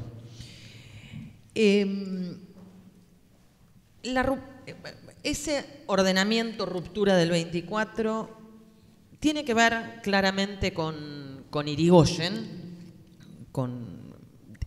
arrastra conflictos previos, pero también me parece que muestra algo que estaba ocurriendo en el radicalismo desde que el radicalismo es gobierno y que quizás la vez anterior Vicky Percelo y Marinés Tato hayan mencionado, que es la tensión entre el partido y el partido gobierno. Es decir, el partido representa intereses políticos claros o es, por ejemplo, en el Congreso, la voz oficial del gobierno. Entonces, ¿cómo se van construyendo también la identificación esa, ¿no? Entre partido-gobierno? Puede ser el partido, más allá de que haya impuesto sus propios candidatos a la presidencia y vicepresidencia de la nación, opositor a ese gobierno o no. Entonces, me parece que ahí esas cosas se juegan. Contestando en parte algo de lo que había dicho Eduardo y retomando las cuestiones que surgieron y que aparecen como preguntas, efectivamente coincido, ¿no? El radicalismo es muchas cosas al mismo tiempo, ¿sí? Y juega diferentes juegos simultáneamente. Entonces, no sé si hay una crisis ideológica de partido, creo que no, como así tampoco creo que haya habido dos proyectos. No sé si los hay, porque si hubiera habido dos proyectos, uno podría inferir que habría sido más difícil lograr un reordenamiento o un nuevo acercamiento en el 31 alrededor de la figura de Alvear. Sí creo que en la coyuntura particular 27-28 la disputa en torno a lo que significa el regreso de Irigoyen a la política, de la política que nunca se había ido, porque es cierto que se retira en el 22, pero sigue funcionando y sigue recibiendo gente y sigue actuando políticamente todo el tiempo. Creo que sí se juega en torno a su figura. Y ahí la cosita de lo que significa, de lo que mencionaste sobre Arlt. No solamente está eso de Roberto Arlt, de cuando vuelva Don Hipólito, sino que hay tangos que se hacen honrando a Irigoyen y hay relatos sobre los encuentros personales, digamos, un Irigoyen que no da discursos públicos y que es una figura muy particular y muy compleja. Yo creo que en parte estaba un poco loco, pero que además digo que es muy difícil descubrir porque, a ver, uno tiene filmación, para comparar grandes líderes, ¿no? Que uno puede suponer previo a Internet. Uno tiene filmaciones sobre Perón, tiene algunas filmaciones sobre Irigoyen, pero tiene la voz de Perón, no tiene así la voz de Irigoyen. Entonces, ¿cómo ahondar en torno a esa figura? Y es muy difícil, es un desafío que no sé si varios estamos dispuestos a aceptar. La única grabación de la voz de Irigoyen que existe es la que grabó el presidente de Estados Unidos cuando habló telefónicamente por él y está en el archivo de Estados Unidos. Aquí, porque le grabaron la charla, porque en esa época ya se interesaba, y está esa grabación, y no hay ninguna grabación pública. De hecho, no leía los discursos en el Congreso, era un personaje extrañísimo, ¿no? Ya lo de loco es un poco exagerado, pero bueno. Bueno, después de leer el libro te quiero ver, sí. Bueno, yo por supuesto que creo que inicialmente no. La respuesta es no hay una crisis ideológica de radicalismo, dado que el radicalismo no tiene una ideología, no podría tener una crisis. Y además las formas en que se fracturan son muy aleatorias. Yo siempre doy el caso de Cantoni, que a mí me hace morir de risa, porque alguien le indicó mal quién era la figura a la que había que respaldar a Irigoyen. Algún consejero se equivocó, le dijo, hay que respaldar a este, todavía en los años 10. Y a que había que respaldar era Cantoni. Cantoni estaba desesperado por el respaldo de Irigoyen, nunca le llega y se convierte en su peor enemigo. Digo, que además mata a un amigo de él puesto como interventor en los años 20, a Amable Jones. Digo, lo mata. ¿Vieron El Padrino? ¿Vieron cómo matan a Sonny? Que le paran el auto y lo ametrallan, así lo matan, y después lo patean. Pero quiero decir, una relación que termina de esa manera, y que Irigoyen jamás se lo va a perdonar, empieza a romperse porque alguien le indica mal a Irigoyen a quien hay que apoyar. Solo eso. Y si uno lo mira desde el punto de vista de las ideas, se suele decir, y no está mal que se diga, que tanto Lencinas como Cantoni se parecen más al peronismo que a otra cosa. Y ahora, ¿qué tiene que ver eso con Laurencena o con Gallo? Nada. Y de hecho, lo que uno ve todo el tiempo son las idas y vueltas. Caballero, que es recontrapersonalista, en el 31 se va con Justo. Y otros que eran antipersonalistas se quedan con Alvear. Después está Alvear mismo, ¿cuál es su ideología?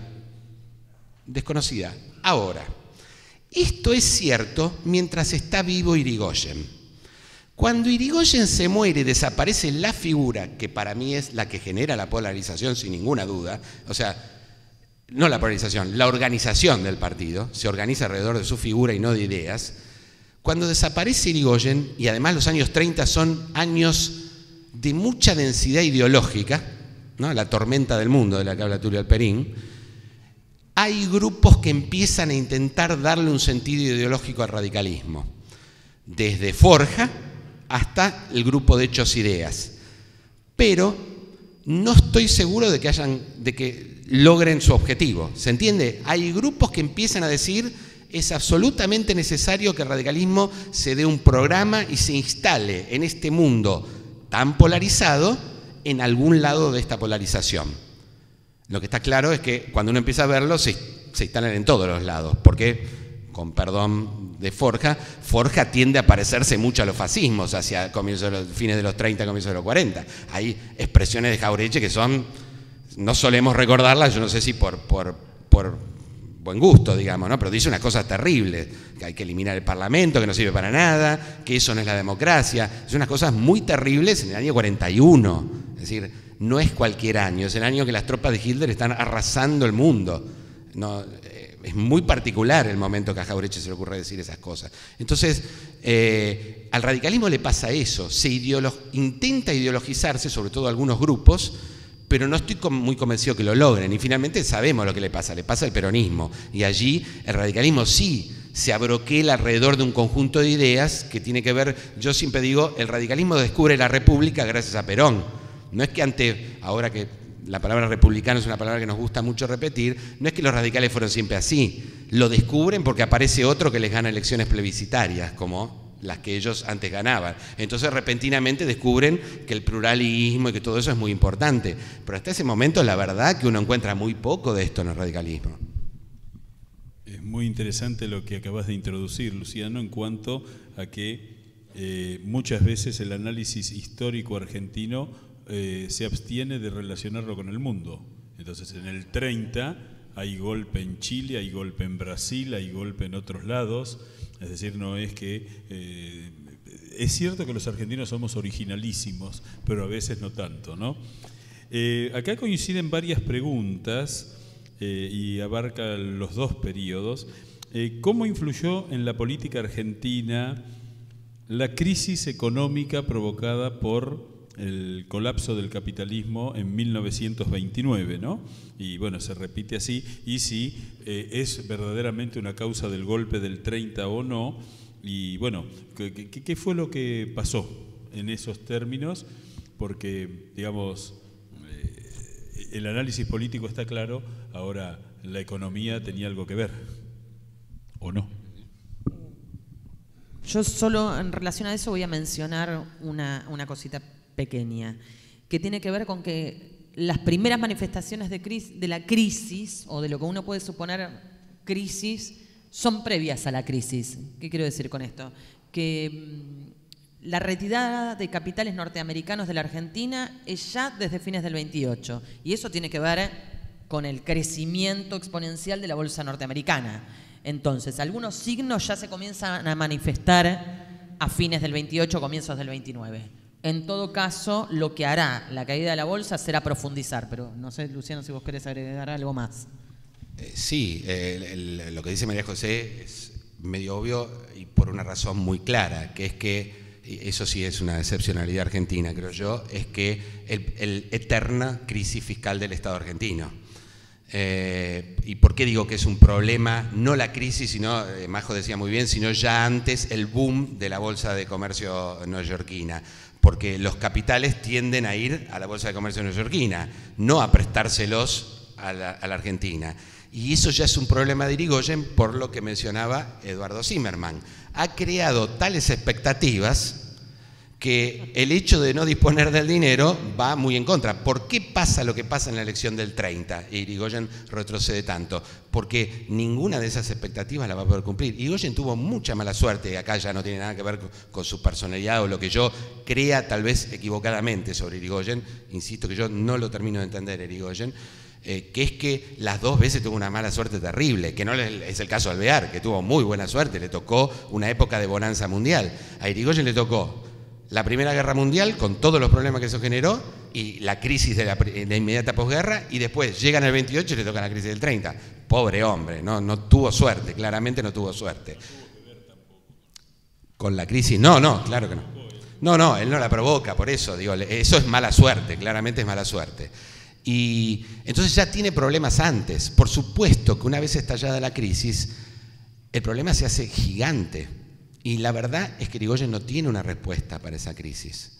Desde el punto de vista político, sabemos qué es lo que pasa después, digamos. Quiero decir, lo que va a hacer Argentina es lo que ya Irigoyen intentó hacer él, con un poco menos éxito que después va a tener Roca hijo, que es afianzar las relaciones con Inglaterra. Y la razón es obvia. Argentina tiene dos presencias muy importantes. Hay, por cierto, que menos importante hay otras, pero hay dos presencias muy importantes en los años 20. Una es Inglaterra, que es histórica, y otra es Estados Unidos. Pero hay una diferencia sustancial entre una y otra. Y es que mientras Inglaterra nos compra cosas, porque Inglaterra vende cosas, pero también necesita cosas nuestras, los Estados Unidos de nosotros no necesitan nada. Todo lo que nosotros podemos venderle a Estados Unidos, ellos lo hacen y más. Entonces no nos compran. Nuestra balanza comercial con los Estados Unidos es siempre deficitaria. Por eso hay una gran opinión, no digo que es la única, pero una gran opinión en los años 20 ya muy pro-británica. Y esa es la actitud que tiene Roca en cuanto llega al gobierno Justo. Recuerden que además no es solo la crisis, sino la actitud que toma Inglaterra frente a la crisis en el Pacto de Ottawa, ¿no? Inglaterra reúne a todas sus colonias, ya no son colonias, perdón, algunas sí, a la Commonwealth, algunas sí, otras no, y deciden darle un tratamiento preferencial. Ahora, ¿quiénes son los que presionan para eso? Bueno, sobre todo Australia y Nueva Zelanda, que saben que nosotros somos una competencia imposible, aunque más no sea porque estamos más cerca. Es mucho más barato comprarle a Argentina que comprarle a Australia y Nueva Zelanda. Entonces la presión de estos dos estados es muy grande sobre Inglaterra. Y la primera decisión que toma Inglaterra es: solo le compro a la corona. Y por eso Julio Argentino Roca Hijo sale corriendo a Londres. Porque hubiera sido claramente una desgracia. Y por eso dice lo que dice. Poco oportuno, sin duda, ¿no? Cuando él dice: desde el punto de vista de las relaciones, somos un miembro más de la corona. Justo en los 30, cuando la cosa antiimperialista, todo eso está empezando a crecer, a Roca se le ocurre decir esta frase. Pero no está tan equivocado. Finalmente lo que hace es conseguir que el Pacto de Ottawa se relaje un poco, incluso en contra de la presión de Australia y Nueva Zelanda, y que Inglaterra, con algunas condiciones, obvio que va a poner condiciones, de todos modos compre. Finalmente la crisis termina con dos características muy importantes del gobierno de Justo. La primera es que a partir de la llegada de Pinedo al gobierno a la economía, cambia la relación del Estado con la economía. Previs y compañía, la creación del Banco Central. Es decir, el Estado interventor no es Perón, es Justo. Perón se va a hacer cargo del Estado que empieza a fundar Justo y por supuesto va a ser de eso una ideología y otras cosas mucho más que Justo. Pero el inicio de eso está en el justismo, lo cual no es raro porque es lo que hacen casi todos los países, ¿no? Frente a la crisis, la actitud es: el Estado tiene que intervenir de otra manera en la economía. Esa es la primera. Y la segunda es que le va bastante bien a la Argentina en la crisis. Para el año 34, las peores consecuencias de la crisis han sido superadas. Y es una de las razones por las cuales Justo en el año 34 se siente agrandadísimo. Dice: yo logré esto y por eso va a las elecciones sin fraude, y dice: yo paró todas las revoluciones radicales. Es un año en el que él vive en la mayor felicidad. Su victoria es a la vez una derrota, porque el resultado de esa victoria es que los radicales vuelven. Sonó, digamos, ¿no? Es una victoria pírrica. Él acusaba a los radicales de no jugar al juego de la República, con lo cual los diarios lo siguen. Che, miren, las elecciones son... La del 34 es muy transparente. Incluso hay un caso que es el de Tucumán, donde hay unos radicales que deciden ir a la elección, en contra de lo que dice el partido, y Justo le rodea la provincia al gobernador, le dice: tocás una urna y tenés problemas. Y los radicales de Tucumán ganan. Entonces él dice: miren, hay elecciones limpias, resolví la crisis, soy el mejor de todos. Llega al 35 y parece que no es más el mejor de todos. Quiero decir, esa es la relación que yo armo, que no es la de seguir la economía día a día, sino de la relación de la economía con la política, ¿no? Claramente. Bueno, acá vienen tres preguntas que tienen bastante que ver. ¿Cómo lograba Hipólito Yrigoyen convencer a las multitudes si no hablaba con ellos multitudinariamente? ¿Cómo eran las campañas? ¿Cuáles eran los medios que se utilizaban? ¿Y qué hay de cierto en el diario de Yrigoyen? ¿O fue simplemente una campaña de desprestigio? Tres preguntas que tienen que ver con Yrigoyen. Bueno, a ver, yo voy a tratar de responder lo que pueda en torno a eso. Una de las cuestiones tiene que ver con algo que yo mencioné al pasar, que son los relatos sobre los encuentros personales de Yrigoyen. De Yrigoyen con las personas. Esto de recibir no solamente a los principales líderes del partido, sino a cualquiera que pasara por la puerta de la calle Brasil. Entonces, me parece que eso, hay una cuestión de la forma, de la construcción del liderazgo que es muy importante, ¿no? Uno puede ver ahora imágenes repetidas que tienen que ver con acercar el niñito al líder y el abrazo y la cercanía y el beso y todo lo que implica eso desde lo simbólico y la apelación a lo emocional. Bueno, esas formas no se han perdido, pueden haber mutado, ¿no? en la manera en que se desenvuelven. Y que me parece que se vincula con lo otro, que es las formas en las cuales se llevan adelante las campañas. Bueno, los relatos acerca de las caravanas, las visitas de Yrigoyen a provincias cuando estaban en campaña electoral, que son caravanas en tren, ¿no? No es solamente Yrigoyen, es Yrigoyen, los miembros del partido, todo lo que se organiza en torno a la llegada de ese tren radical a la provincia de Santa Fe, a la provincia de Córdoba, a la provincia de Entre Ríos, etcétera, etcétera, y cómo la prensa relata eso. Entonces siempre aparece la idea del fervor, de la multitud, algo que parecería muy raro si nosotros lo leyéramos hoy, ¿no? En la prensa actual, ¿no? Las cosas que diríamos sobre esa prensa, o que decimos. Y después, las formas de la campaña. Bueno, una cosa que yo no mencioné, pero que me parece que es importante, o que mencionamos, que Luciano mencionó lo del cine, pero que son importantes, son la apelación a cosas modernas, ¿no? para hacer campaña. Bueno, la radio. La radio es un elemento, en un mundo pretelevisivo, la radio es un elemento fundamental para la campaña electoral. El cine, que no es solamente el cine, la película que mencionó Luciano, sino que hay películas sobre Tafí Viejo, entonces sobre las acciones de gobierno en diferentes provincias. Y también la utilización, hay una anécdota en torno a la elección de 1922 que los socialistas relatan en La Vanguardia, ¿no? Sobre un acto de campaña radical.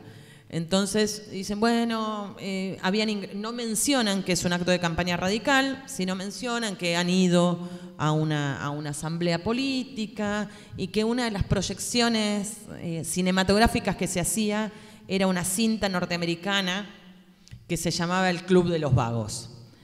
Entonces era una película cómica. Entonces, bueno, a partir de eso sí dicen que es un acto radical y trasladan un montón de valores acerca del radicalismo a partir del título de esa película. Pero sí hay mucha mención, aparece en la prensa, por ejemplo, a partir de los años 20, de la utilización de avionetas, ¿no? Y lo que impacta, ¿no? Los elementos modernos en las formas de hacer política. Hoy nos asombraríamos con las redes, ¿no? Twitter, Internet, toda la utilización de Internet. Bueno, pensémoslo, la avioneta, el automóvil, ¿no? El automóvil como elemento para la campaña, y el automóvil, no dejo de mencionar a Lila Gaimari, ¿no? El automóvil y la importancia que tiene para el delito, por ejemplo, en los 20 y en los 30, ¿no? Entonces, todos estos elementos novedosos que hacen también a la campaña electoral. Y la otra no me acuerdo. Sí. Es el diario de Irigoyen. Es la época. No, sí, es la época. Es el diario La Época, es un diario oficialista, no es que se lo hacían a él, es una exageración, digamos, ¿no? Pero sí que a veces le mentían un poco cuando él estaba enfermo. Alrededor del golpe está claro que le mentían, pero no con un diario. Sus colaboradores le decían que estaba todo tranquilo, que no había problema, y no era tan así. Yo la respuesta quiero darla por otro lado, que habla un poco más en general de la política, recordando a dos enormes autores. El primero es Weber, que de política sabía un montón y además de esta época, que él dice que el problema del carisma no tiene que ver con el personaje carismático, sino que tiene que ver con la comunidad carismática, es decir, con el grupo de personas que creen en algo. Y esto me parece muy interesante porque lo relacionaría con lo de Lora y Sonata de hoy, de Clarín, que es las dimensiones de fe y religiosas que tiene la política. La política moderna se sustenta en lo que yo creo que es una gran ficción, digo, ficción en un sentido peyorativo, sino que es una construcción cultural, digamos así, que es la idea de que una sociedad política se compone por individuos racionales que actúan en función de su razón. Ese es el mito de la política moderna. Ahora, desde Le Bon a fines del siglo XIX, los primeros psicólogos, hasta la neurociencia hoy, sabemos que nosotros no pensamos así, que los seres humanos no piensan en función de razones, que las emociones, las pasiones, forman parte de aquello que nos constituyen como seres humanos y que eso funciona para River, para Boca, pero también para la política. Este es el primer punto que yo quería decir. El segundo es Bronislaw Vasco. Es un autor, yo no me acuerdo si es sociólogo o qué demonio, que se asombra por la figura carismática de Stalin. Dice, yo no puedo entender cómo Stalin es una figura carismática, porque no reúne ninguna de las condiciones propias de una figura carismática. Es feo, petizo, todo picado por la viruela, habla con acento, con voz de pito y acento georgiano, lo cual parece que en Rusia es muy malo, no tengo la menor idea, pero parece que no es bueno. ¿Cómo se construye una figura carismática con eso? La figura carismática, entiendo yo, de estos dos autores, no tiene tanto que ver con la figura en sí misma. Y aquí doy el ejemplo de lo que se suele decir en el mundo cristiano. El cristianismo no es un invento de Jesús, es un invento de sus apóstoles y de Pablo, que hablaban de Jesús, a quien ningún cristiano vio en su vida, digamos, ni siquiera los primeros cristianos. Tiene que ver con la gente convencida de que esa figura es eso y con la capacidad de esa gente para convencer a otros. Es muy cierto que Irigoyen, y parece que Menem, así dicen, tenía una virtud, que es que todos sabemos que Menem sí hablaba, pero hablaba muy mal, ¿no? Incluso se equivocaba los discursos y no se daba cuenta. Ahora, parece que uno se juntaba con él y en 5 minutos salía menemista. Parece que Irigoyen necesitaba aún menos tiempo. En menos de 5 minutos uno salía absolutamente convencido de lo que él decía. Entonces, uno lee a Ollanarte, lee a sus colaboradores, lee a Alvear y descubre que son ellos los que creen que él es un Mesías y que están diciendo esto todo el tiempo. Irigoyen no necesita hablar para convencer. Es más, su figura misteriosa y oculta profundiza su imagen carismática, más que ir en contra. Salvo que creamos que para construir figuras carismáticas se necesita un discurso racional porque hay actores racionales que lo reciben, lo cual no parece ser la manera en que la política funciona. Entonces yo entiendo la pregunta, y yo la haría también, pero creo que hay un error en la pregunta. Que la política no es así, que la política funciona de otra forma y que quienes nos negamos a creer generalmente nos va mal a la hora de hacer política. Y finalmente, dentro de eso, de esa relación identitaria y religiosa con la política, el radicalismo tiene a su favor algo muy importante, que es que tiene una idea muy sólida, no es una ideología, pero sí una concepción muy sólida del mundo y del lugar que el radicalismo ocupa en esa concepción del mundo, que es una idea progresista, pero en términos espirituales, no materiales. Para Irigoyen, es más, el progreso material hasta a veces no es muy bueno, porque genera gente muy preocupada por el dinero y no por las virtudes cívicas, pero él cree que hay una evolución que se inicia, por cierto, con Jesús y que tiene como segundo actor en la historia al radicalismo, y que en ese progreso espiritual que el radicalismo, por cierto, va a ofrecer no solo a la Argentina, sino al mundo, él tiene el lugar de ser el gran profeta. Y hay mucha gente que lo cree. Esa es la victoria de Irigoyen. Quiero decir, seguramente habrá otros que lo votan por otras razones. Yo no estoy dando la razón del voto. Las razones del voto, para mí, si a Irigoyen lo votan 1 millón de personas, hay 1 millón de razones. No, son imposibles de... Así les va lo que hacen encuestas, que tienen siempre problemas para explicar por qué no les resultan. Pero me parece que la explicación de esa figura misteriosa y popular, que al mismo tiempo no habla, es más simple si nos desligamos de la idea de que la política se construye con discursos y con razones. Está claro que la política tal vez no se construye así, por lo menos para mí es clarísimo que la política no se construye así, y por eso me suena menos raro, digamos, su popularidad. Bueno, estamos llegando a la conclusión. Hay una pregunta que quiero hacerles a ambos, es una pregunta mía que tiene que ver, hay un discurso muy consolidado en la Argentina de que el último presidente constitucional no peronista que concluyó un mandato fue Alvear en el 28.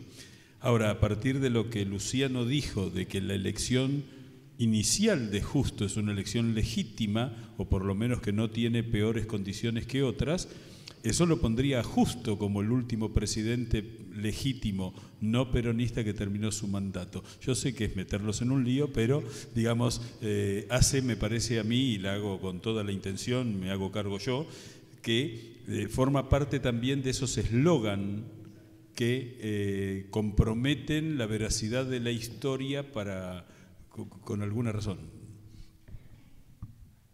Luciano, sí.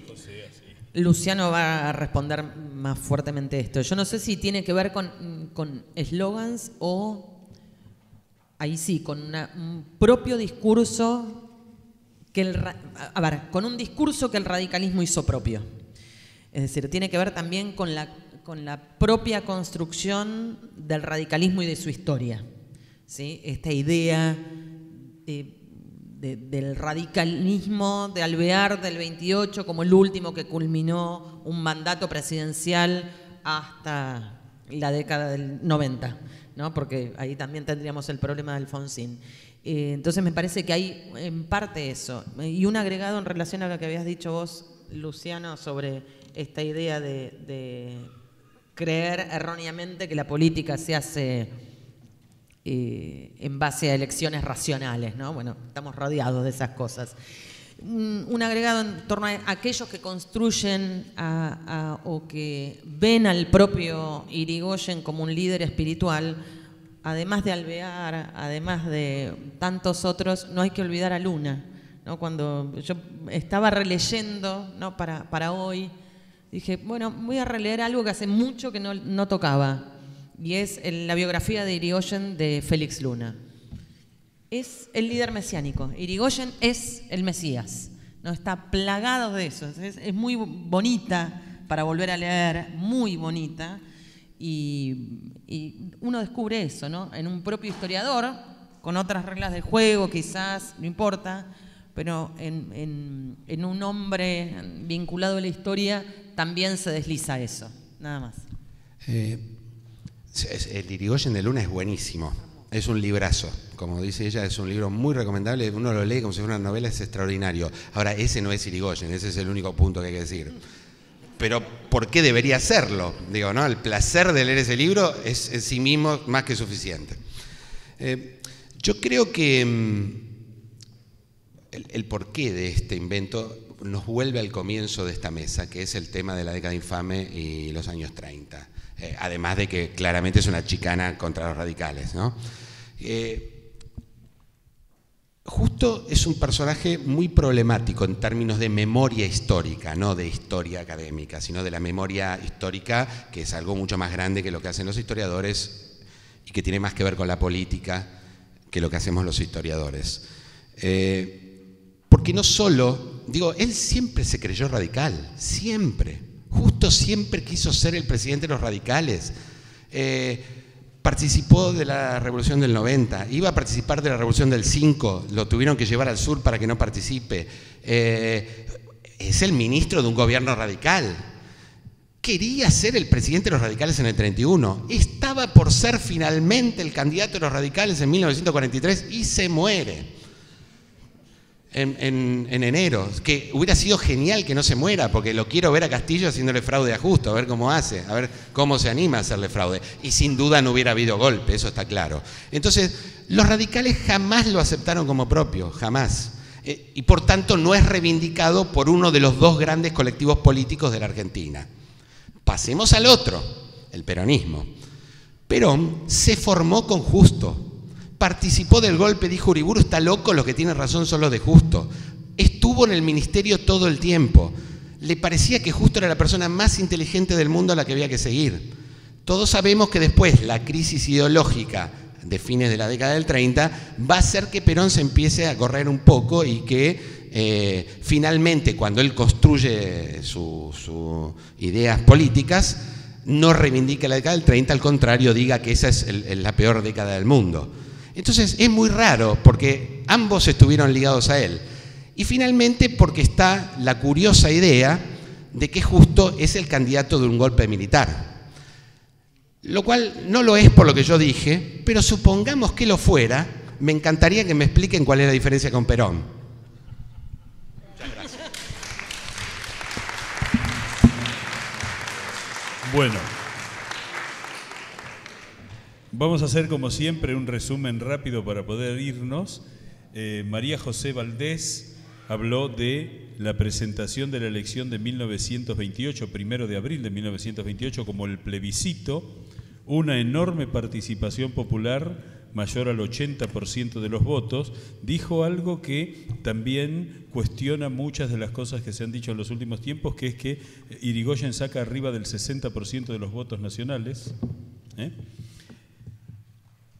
El efecto de la interna radical, que entre las cosas que tiene es plantear la crisis del partido y generar espacios independientes que apoyan candidaturas políticas, y la idea de que Irigoyen verdaderamente fue el único protagonista de la elección.